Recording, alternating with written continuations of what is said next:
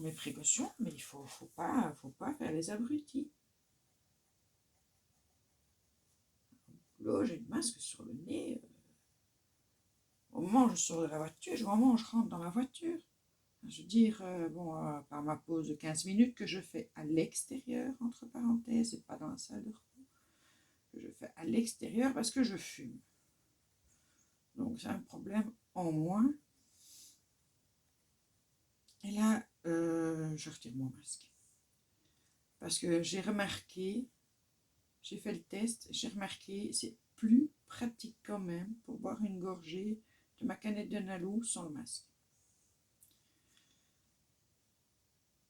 Donc voilà, je l'enlève.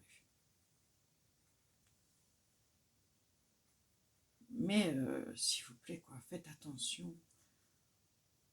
On entend beaucoup les théories du complot. C'est parce qu'il y a trop de monde sur la Terre. Alors ils ont inventé ce virus qui n'existe en fait pas. On met des mannequins dans les lits pour faire croire que, comme ça, ils inventent un vaccin qui, lui, est fait pour tuer la majeure partie de la population.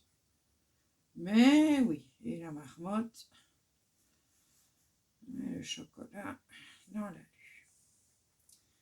Imaginez le nombre de personnes qui doivent être dans le secret de ce complot gigantesque, c'est-à-dire tous les médecins, les infirmières, les journalistes, les politiques.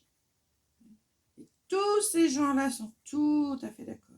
Je dis, les complotistes, c'est ce qui, de temps en temps, ils réfléchissent aux conneries qu'ils racontent.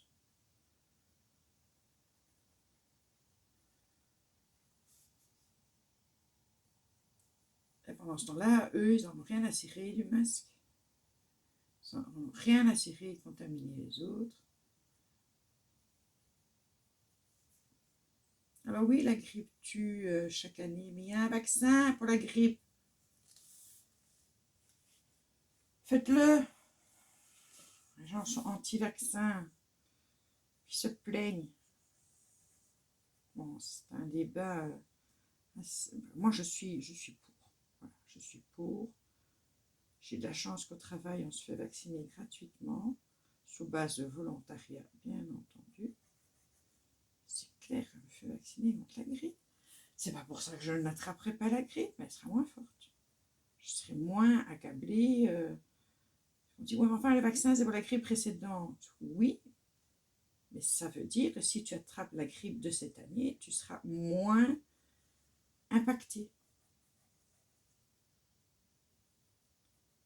Il y a des gens qui sont contre les vaccins pour les bébés. Donc, ils laisseraient leur bébé avoir la rougeole, mais la rougeole, ça a fait des dégâts, les oreillons, ça a fait des dégâts. Est-ce qu'on imagine un petit peu les dégâts, la polio? On va laisser tout ça revenir.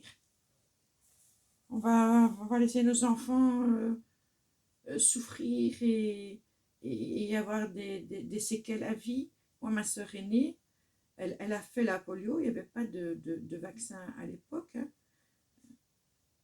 Moi, je parle d'une époque que les moins de 70 ans ne peuvent pas connaître. Il n'y avait pas de vaccin, elle a fait la polio. Ben, ça se voit, quoi. Je veux dire, son bras, et elle a eu de la chance encore. Elle a eu de la chance encore dans son malheur. Personne, la polio s'attaque aux jambes. Non, ne faisons pas de vaccin contre la polio, laissons les choses aller. J'ai un collègue qui m'a dit théorie de Darwin, mais je ne sais pas s'il a bien compris la théorie de Darwin. Alors lui, alors, du plus fort, je suis d'accord. Donc pour lui, il faudrait que tout le monde soit armé, que personne ne se vaccine, qu'on ne fasse rien contre ce virus. Et comme ça, bah, écoute, les plus faibles partent et c'est très bien. Le type, il a la taille d'une crevette. Je vois bien face à un flingue. Comment les gens sont fatigants par moment. Donc voilà.